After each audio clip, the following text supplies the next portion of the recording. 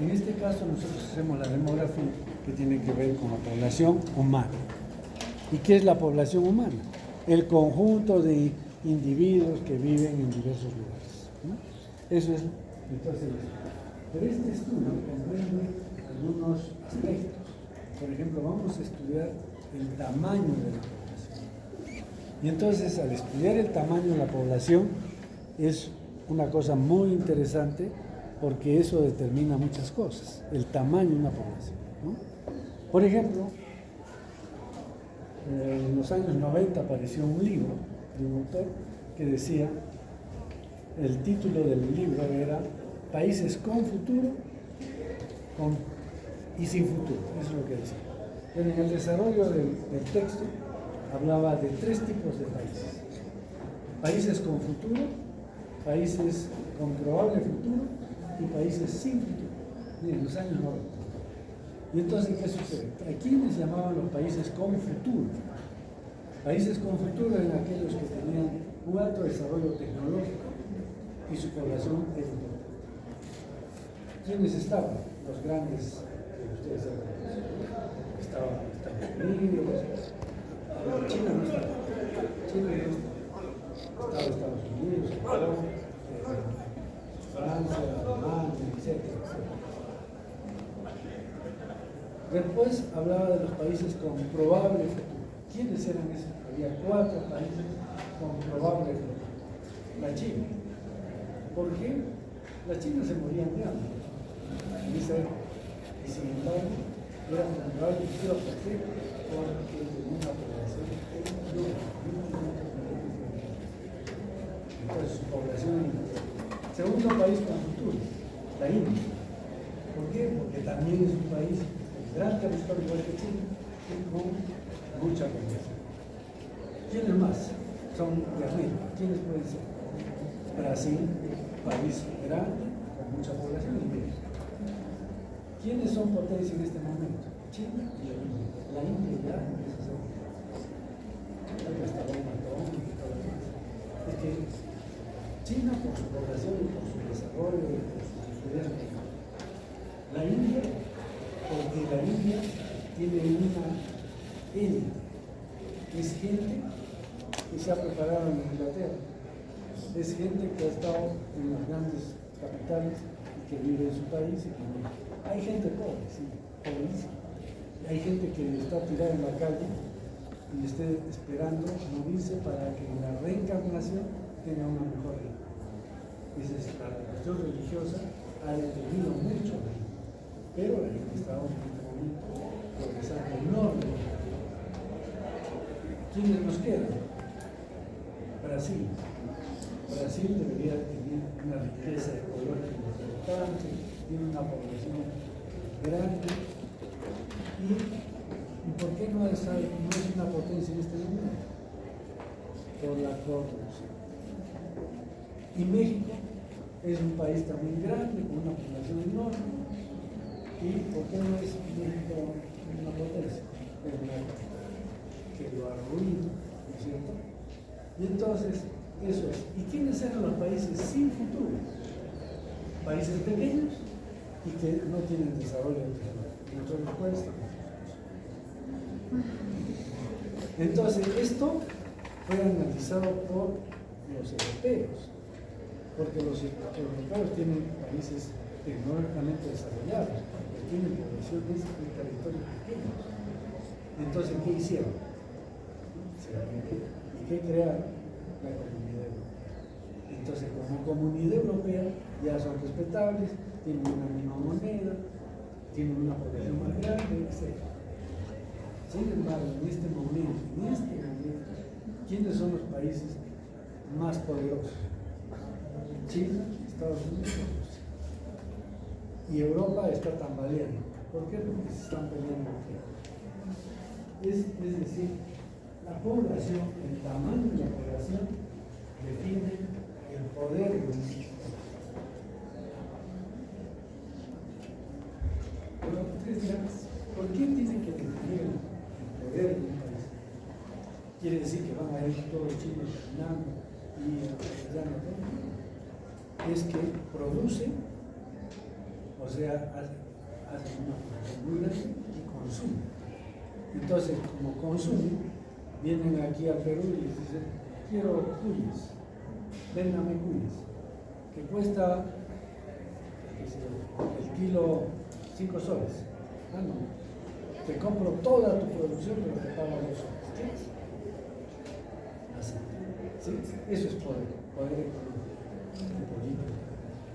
Este puerto que han hecho. ¿Ustedes creen que alguna gente lo hace en China? Es que está invadiendo todo el mundo, que quieren posicionarse en esa gente. ¿Sí?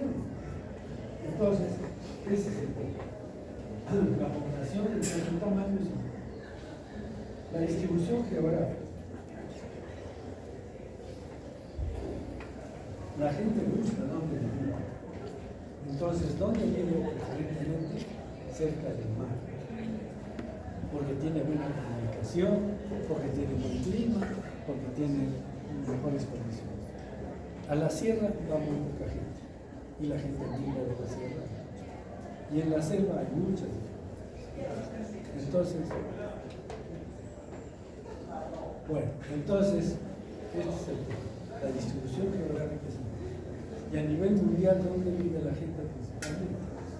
En el hemisferio norte, en el hemisferio sur, y no viven muy bien, porque las condiciones climáticas son muy diferentes. Y bueno, y después la estructura también estudia no solo la distribución, sino también estudia la estructura. ¿Qué quiere decir esto de la estructura?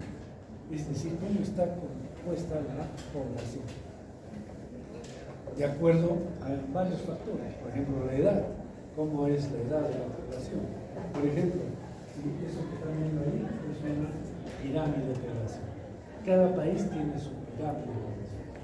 Y si yo veo un país que tiene una pirámide de población así, muy ancha en la base y se angosta así, yo veo solamente su pirámide de población y digo, ese es un país pobre. ¿Por qué?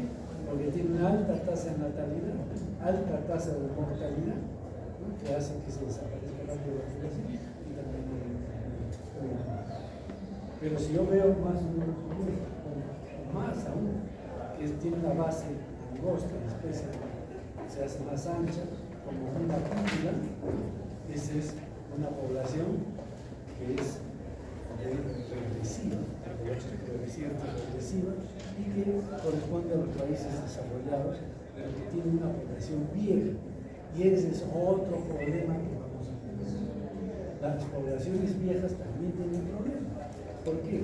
¿Quiénes son los que trabajan en una población? La gente joven, ¿no es cierto? Y la gente vieja, ¿qué hace? Ya se jubila. Yo ya debería estar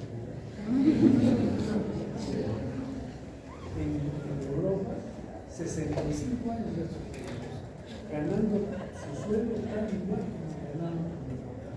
Si un día le ha sido,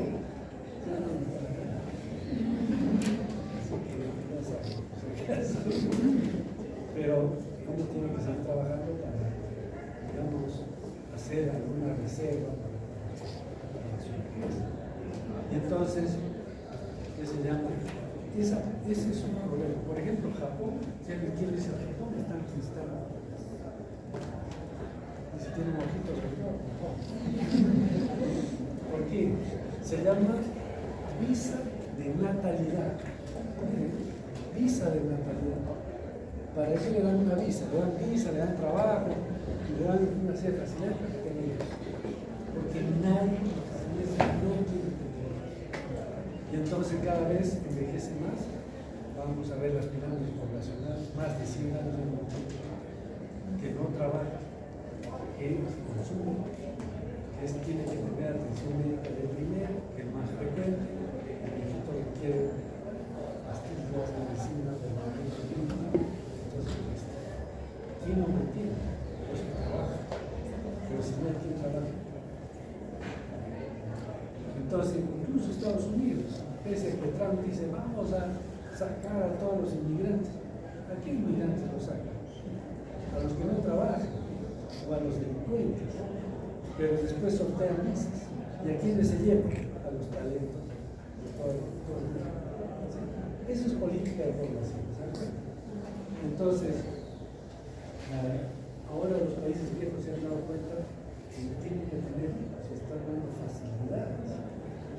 Les digo que yo iba a ver a mi hija y les cuento que es real.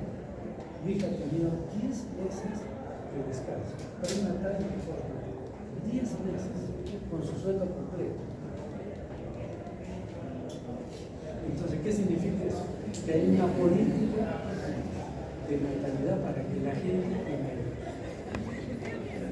¿Por qué? Porque si no, y finalmente, ¿cómo es que una población va a variar? Una población varía porque en base a dos cosas: el crecimiento vegetativo, que es nacimientos menos defunciones, pero además las migraciones, tanto inmigración como emigración. Entonces, eso es lo que hay que variar. Y vamos a analizar a través del tiempo cómo va.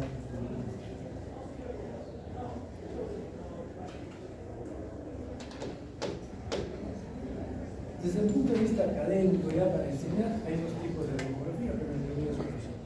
¿Qué tipos de demografía? La estática, que es un momento dado. En este momento, ¿cómo es la población? ¿Qué características tiene? Entonces vamos a estudiar variables geográficas. O sea, vamos a determinar, por ejemplo, densidad poblacional. ¿Qué será la densidad poblacional? El número de habitantes por kilómetro cuadrado de superficie. Eso es, digamos, ¿dónde viven? ¿Dónde hay más hacinamiento? ¿En las ciudades o en el campo, etcétera? Variables biológicas, edad, sexo, etcétera, tiene que verse para la población. Es importante. Y socioculturales, educación, pobreza, extrema pobreza, etcétera. Entonces, eso está dentro de la dinámica. Vamos a ver cómo cambian las poblaciones con estos aspectos que hemos visto, ¿no? Los crecimientos, las distribuciones y las.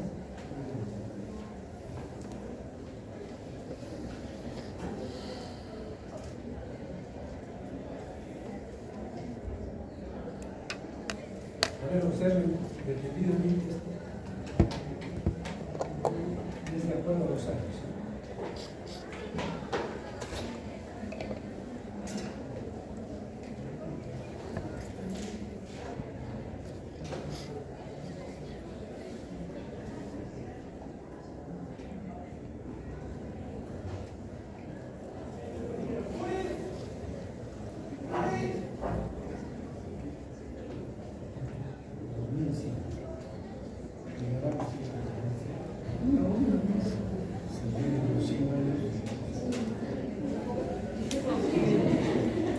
Pero miren, ¿qué es lo que está pasando? A ver, ¿quién me explica? ¿Qué es lo que está pasando?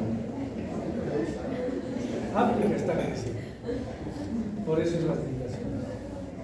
Ustedes tienen migrantes se van a Europa, en España, de hecho en Gibraltar, que entran a Grecia, que entran a Italia, etc. ¿Por qué? Porque la gente ha liberado tanto.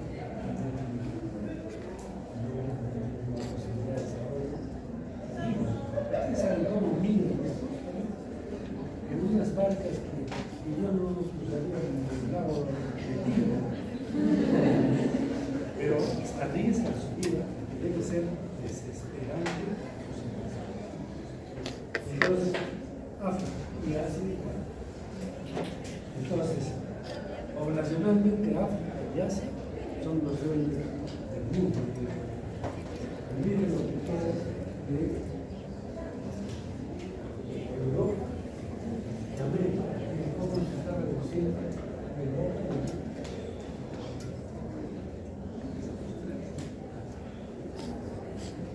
Cada vez menos. Entonces, este es el futuro. Y nosotros, como parte de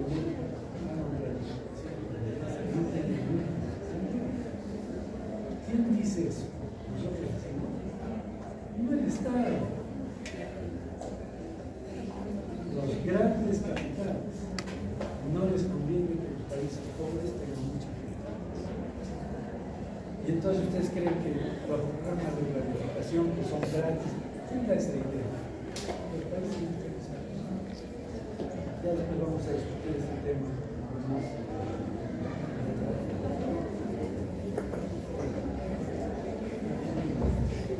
Y este hombre, esta mujer,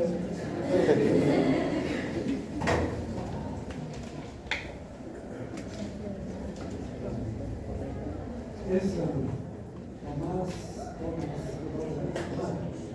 y él crea una teoría malthusiana. Mal, una teoría mala. ¿Saben qué dice? Que todo el problema es que la gente tiene muchos hijos y que los alimentos se producen en menor cantidad y que por lo tanto la tierra tiene la posibilidad de desaparecer, porque van a desaparecer el alimento y la gente no va a tener comida. Entonces, él es uno de los primeros demócratas. Miren lo que dice. ¿Me puedes leer?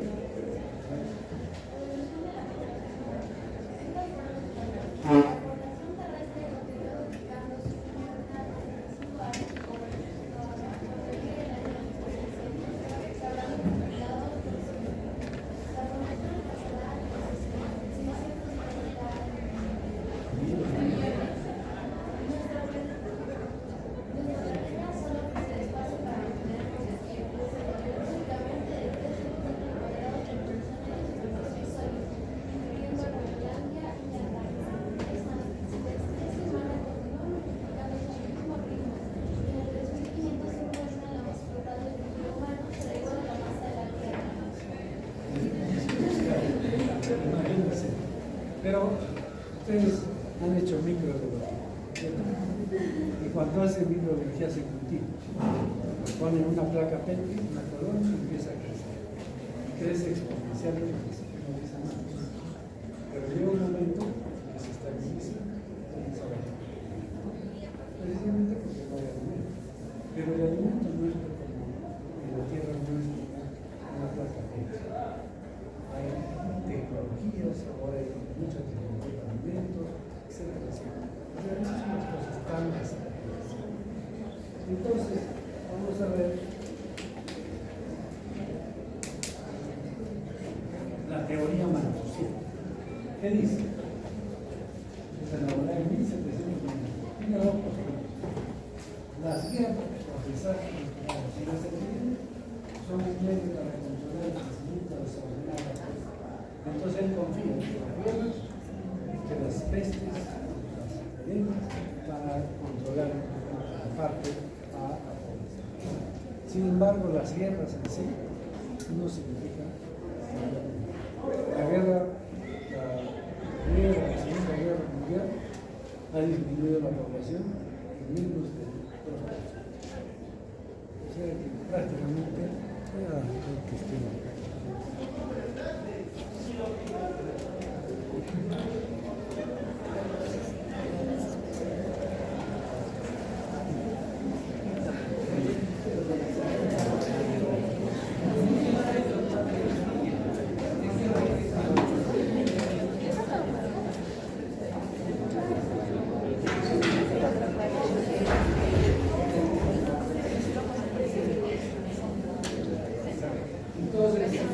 guerras quizás las guerras de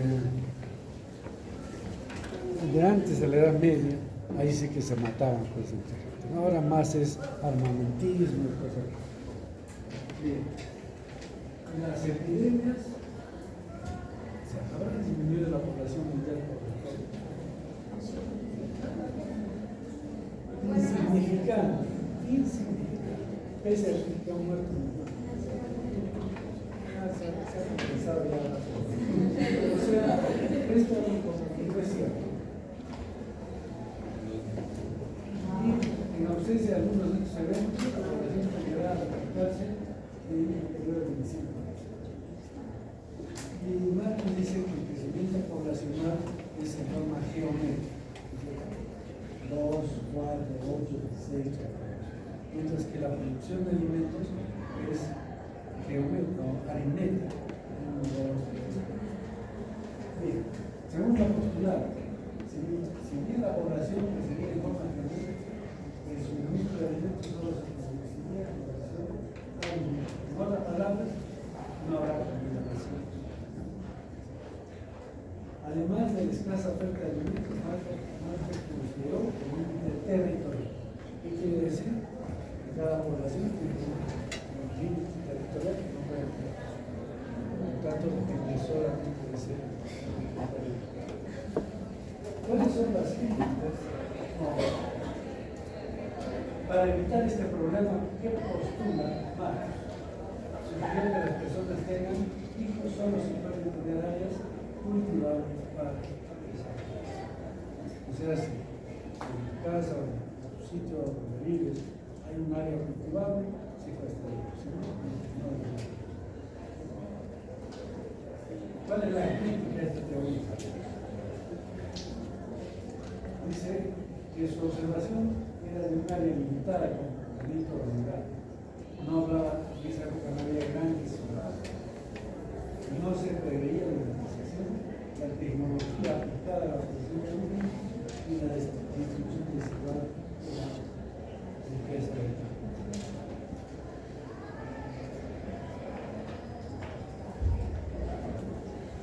Luego, esta es la catástrofe, esta es la población y esta es la producción de alimentos.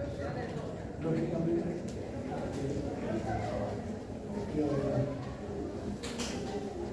aparece otra teoría, un poco más acorde a los tiempos actuales, la teoría neomalthusiana. Esa es la reproducción limitada de las familias proletarias es el factor principal. O sea, de la gente pobre, la reproducción de esta gente es el factor principal de la condena a la miseria. ¿Qué dice? Que la gente es pobre, ¿por qué? Porque tiene muchos hijos. ¿Qué dice? Entonces, vamos a ver. Entonces, pues a mayor que se ingresa, menor acaba siendo la repartición de recursos. Claro, no tiene recursos, mientras más población, los recursos se dividen entre más. Como solución a este problema, los neomalthusianos proponen la educación de la población para la necesaria separación entre sexo y reproducción. Entonces, ¿qué significa eso? Separar lo que es sexo de reproducción. ¿Qué significa? O sea, métodos anticonceptivos. Nosotros hemos tenido un docente, el señor Javier de Desarrollo Social. Él pertenecía a un grupo de pensadores, etc. Y él dice que solo tenía relaciones sexuales cuando iba a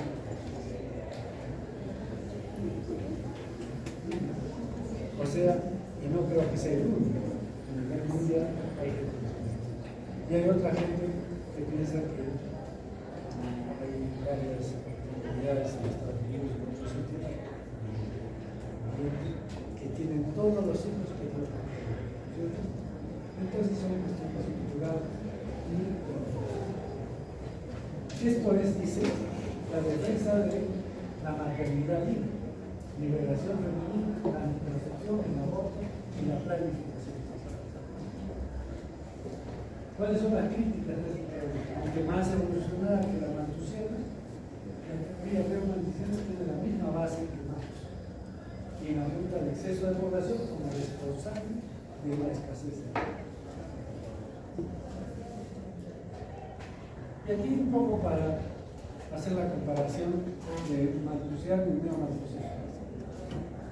El malthusianismo advertía que la proliferación poblacional va a llevar al fin de la especie humana por ausencia de recursos. Acá dice que la proliferación poblacional tiene que ver esos elementos de la pobreza. Entonces Malthus decía que iba a la desaparición. Este no, dice que lo mismo, pero que no llega a la desaparición de la especie, sino a la pobreza. Proponía como remedios al dilema de guerras, pestes, hambre por parte de la humanidad, el fomento de la castidad y el retardo del matrimonio. Mientras que los neomalthusianos proponen como remedios el dilema de la ilustración, la conciencia de la escasez de recursos, así como la maternidad libre, la introspección, el aborto y la separación definitiva entre sexo y reproducción. Fue una doctrina mayormente conservadora que sirvió para justificar la preservación del status quo. El status quo de la economía, o sea, todos los aspectos así están bien, no alteremos. Mientras que la otra es una doctrina ideológicamente unificada, por lo que hubo interpretaciones más conservadoras, más rigurosas. Y esto se sigue dando en base a discursos, ya no como teoría, y sigue propiciando.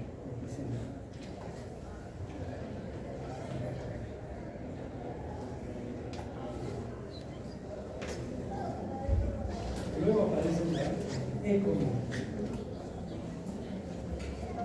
Y esto dice que el aumento de la población causa disminución de recursos también, pero la idea que sostiene el crecimiento desmedido de la población y la explotación descontrolada de recursos puede generar desequilibrios en la economía y en el medio, e incluye lo que es medio ambiente. O sea que todos hablan de que el aumento de la población, uno que la va a desaparecer a otro que va a llevar a la pobreza. Estos a que va a producir cambios ecológicos.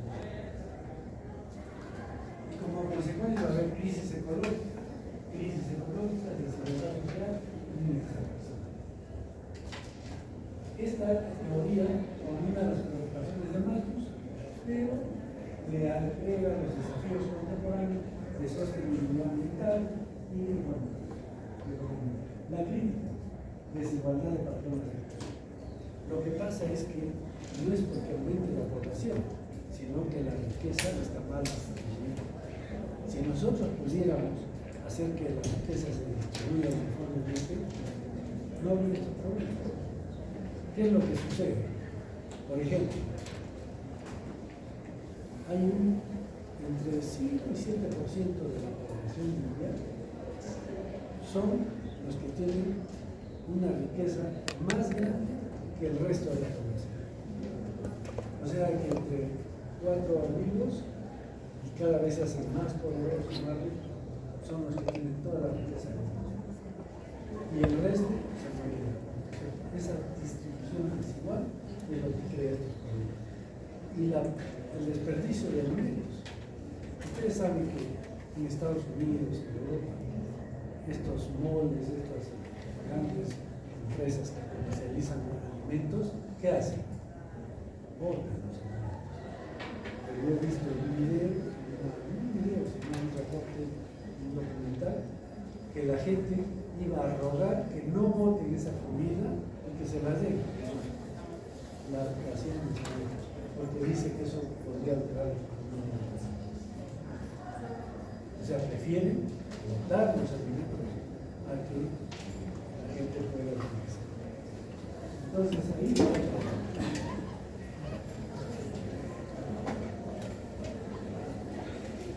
y acá viene otra teoría de población, que es la teoría retornista. Esto está más, digamos, auspiciada por gente de izquierda. Y dice que siempre es necesario enfrentar problemas sociales y económicos para que exista un método anticonceptivo espiritual. Y dice, por ejemplo, ¿cuántos hijos tiene la gente que tiene mucho dinero, que tiene buena educación, que tiene trabajo? Pocos. Y la gente pobre tiene muchos. ¿Qué pasaría si nosotros le damos a esa gente pobre educación, desarrollo económico y trabajo? Espontáneamente disminuye el número de hijos. Entonces, no es que el número de hijos determine pobreza, según esta teoría, sino que la pobreza es la que te determina el número de hijos. ¿Se dan cuenta? ¿Entendieron la teoría? ¿Cierto? Es al revés. Por lo tanto, las medidas tienen que ser diferentes. Ya no me interesa que tengan hijos. Por ejemplo, ustedes saben, después lo vamos a ver, pero Japón tiene más población que Perú. ¿Y saben qué tamaño de población? ¿Cómo es su territorio? Es como Lima e Ica. Eso es Japón. Y tiene más población. Y nosotros, ¿por qué tenemos que hacer planificación familiar si tenemos tremendo territorio? Lo que necesitamos es trabajo, educación. Eso es lo que necesitamos.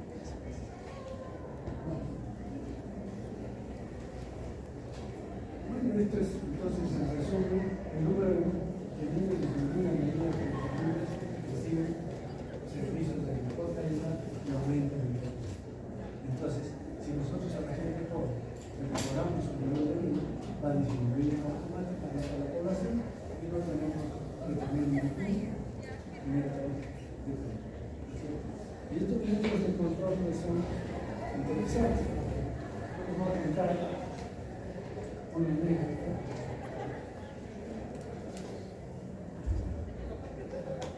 En los años 95, que entra a gobernar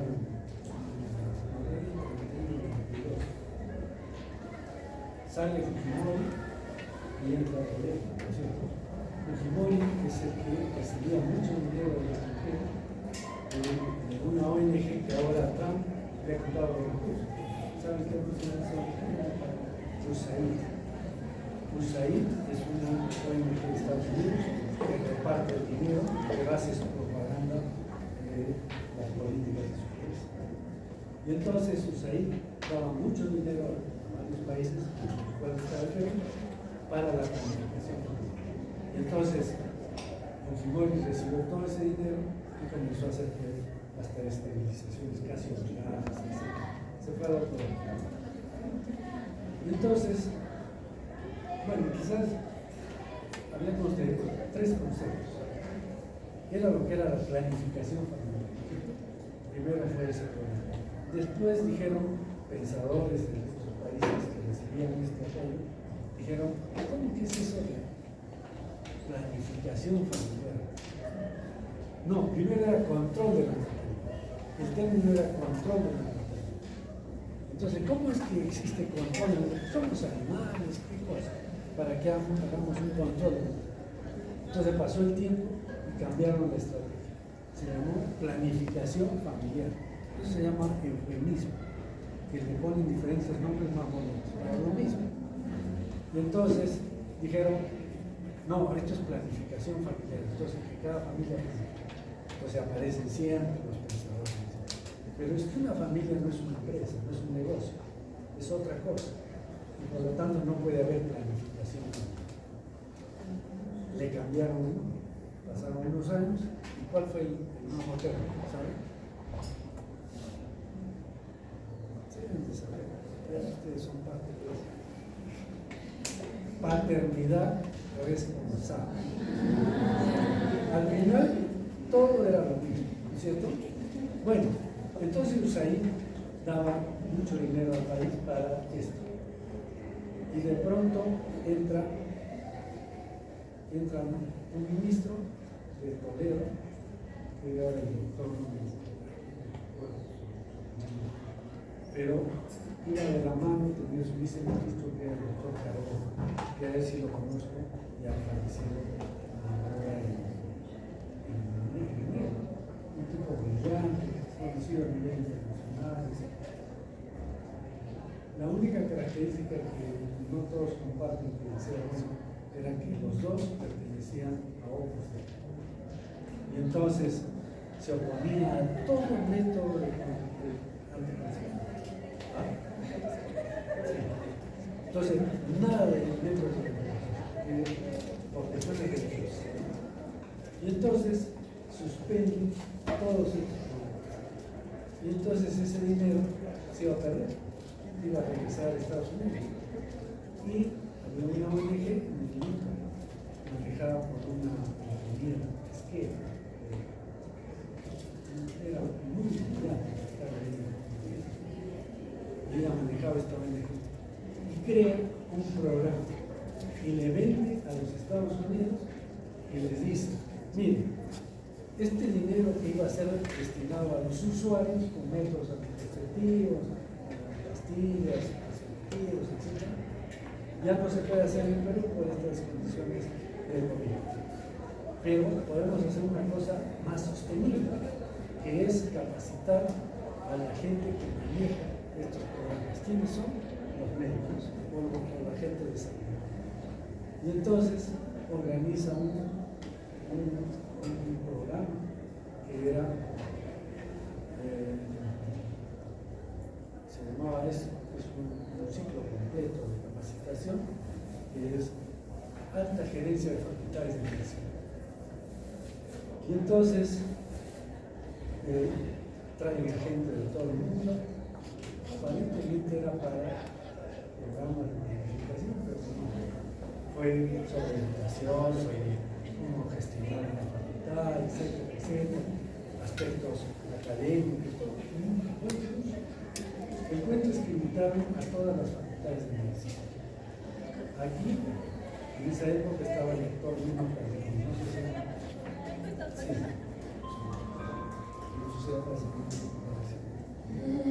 Y don Lino estaba de delegado. Y yo era coordinador de básicas, de clínicas, de enfermeras. Entonces, dijeron, van dos. Y yo fui una de esas dos. Que era 5 meses, creo que íbamos cada mes. Eran 4 o 5 días. Fin de mes, nos dejaban tareas y nos veíamos otra vez. Y entonces, a todos íbamos a un hotel 5 estrellas. Salíamos dos. Domingo, que era bonito, me decía, vamos a caminar después del curso de la noche por ahí. Estoy así de crudo. Nos daban comida. Y después nos llevaron a Estados Unidos a aprender, a ver cómo evaluaban a los médicos que querían empezar a hacer el ejercicio de profesión. Lo que llaman ahora el COE, que lo tienen incorporado en el 2000. Y entonces ahí gastaron ese dinero. Muy buen programa. Que lo han vuelto a repetir, pero ya no con el nivel de salud. Pero esa es la cosa. Entonces, este dinero es grande. ¿Y de dónde viene? No es de nosotros, es del extranjero. ¿Por qué? Porque los grandes países desarrollados no quieren que la gente ambiente en los países.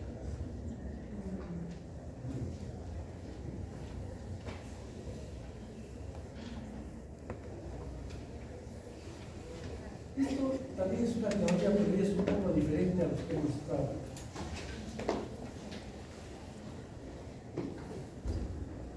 Es la transición demográfica. ¿Qué es transición? El paso de una situación a otra. Y entonces la población ha ido cambiando. A ver, antes de ver esto, ¿cómo era la población antiguamente? ¿Cómo era su tasa de natalidad? Alta, muchos nacían. ¿Y la mortalidad cómo era? Muy alta, porque no había antibióticos, no había medicinas, se moría mucho, ¿no es cierto? Y después ha ido cambiando eso. Ha habido una transición que en algunos países, sobre todo los europeos, ha sido siglos, 2 siglos, y después, ahora ¿qué es lo que tiene? Una población con baja tasa de natalidad y con baja tasa de mortalidad. Mientras que nuestros países lo han hecho corto, muy corto, y han creado mucho corto, ¿no? Esta misma tasa. Este es entonces lo que es la transición. Y tiene 3 fases. La fase preindustrial, en esta fase es la antigua, tiene un crecimiento vegetativo bajo, por la consecuencia de condiciones inadecuadas de sanidad, guerras, hambre, enfermedades. La fase de transición, en la cual, como consecuencia de la revolución industrial y mayor inversión en investigación, y un gran crecimiento profesional. La tasa de natalidad comienza a caer a medida que aumenta el acceso a la tecnología. Pero en esta fase, ¿cuál es, mejor dicho, en la fase de transición, cuál es la tasa que disminuye más rápido? La inmortalidad o la mortalidad, porque se controlan las enfermedades, pero la gente sigue teniendo hijos, entonces crece. Entonces en esa fase de transición hay un aumento en la hasta que ya llegamos a la fase evolucionada, luego el equilibrio, tasas bajas de natalidad y mortalidad. Entonces, esto ha sido logrado principalmente por los países desarrollados. Y vamos a ver eso más adelante. Veamos ahora un panorama de la tierra. ¿Cómo ha sido la población a través del tiempo? Hace 1 millón de años, ¿cómo era la población en el mundo? ¿Dónde creen que empieza la población?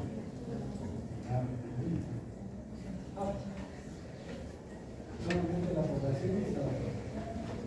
Y después 125.000 habitantes. Y de aquí partiendo de esa población. ¿Cuánto? ¿Qué población tenemos? 1.200.000. Entonces, ¿cuál era la población? Después,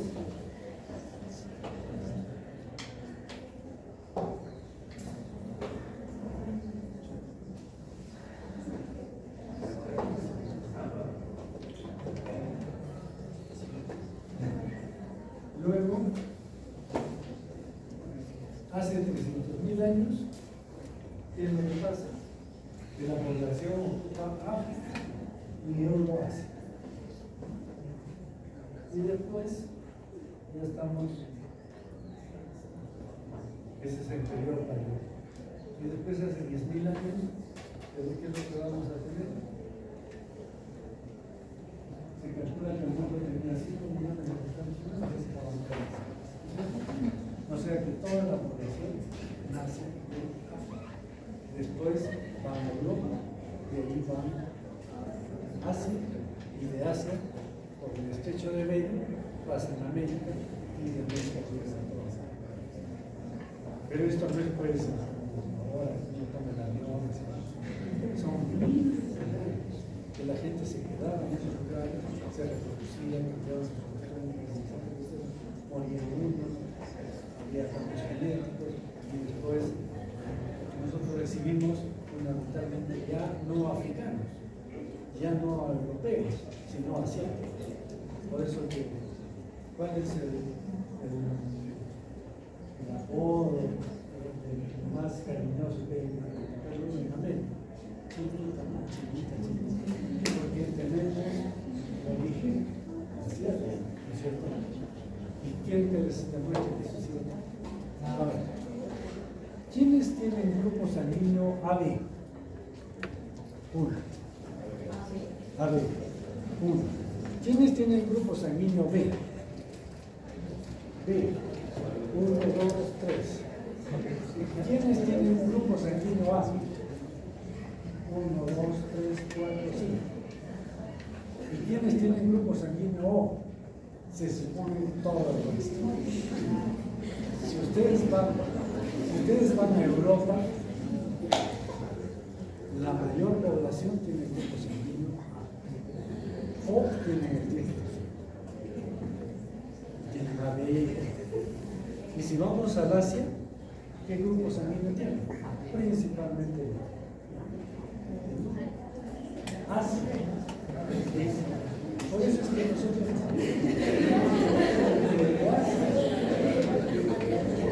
compartimos ciertos rasgos que no se han podido perder.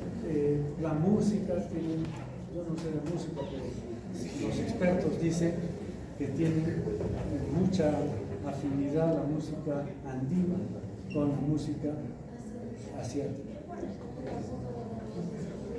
No sé cómo es, pero tiene. No me meto a esos campos. Entonces, eso es así. Y de hecho, si ustedes quieren leer, hay un libro que es con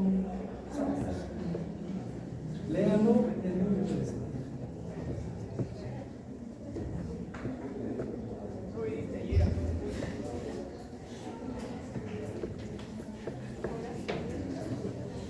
pasa el tiempo, vamos a hacer un resumen. La especie humana se fue conformando a lo largo de millones de años. Los primeros antepasados de los seres humanos fueron los contrapechos, no eran humanos. Actuaban hace 4 millones de años. A partir de los antropólogos surgió el género hombre. Ya es 18 especies. De las principales, el Homo habilis, que habita África 2.5 millones de años.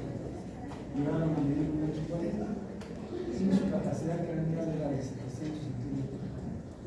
Desarrollaron el habla, fabricaron herramientas y construyeron refuerzos. Luego viene el Homo erectus, que ya se paga. Y tenemos que llegaron por África, Europa, Asia y Oceanía, hace 1.5 millones de años. Llegaron a medir 1,60 m y su capacidad craneal alcanzó 1.000 centímetros. Luego viene el Homo sapiens, que ya es humano. Habitaron África, Europa, Asia y Oceanía. Desde hace 40.000 años llegaron a medir 1,70 m.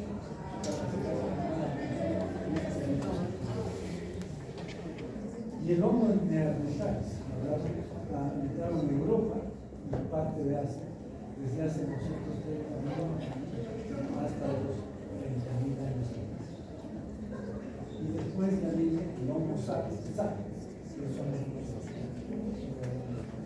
Entonces, miren, eso es lo que es la evolución del hombre a dar.